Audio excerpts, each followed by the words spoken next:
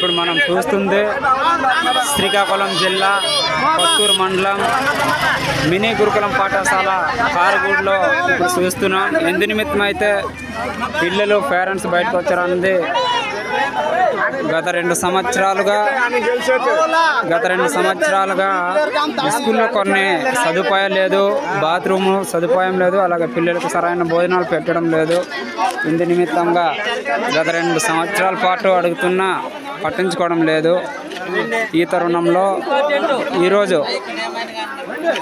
పాఠశాల విద్యార్థులు అలాగే తల్లిదండ్రులతో పాటు ఈ యొక్క స్కూల్ని మా పిల్లలు ఇంటికి తీసుకెళ్తామనే ఉద్దేశంతోనే అందరూ కూడా తీసుకెళ్ళమని జరుగుతుంది. ఇది మనం చూస్తుంది కారగూడ స్కూల్ మినీ గురుకులం, శ్రీకాకుళం జిల్లా కొత్తూరు మండలం. ఇప్పుడు చూస్తుంది అచ్చన్నాడం.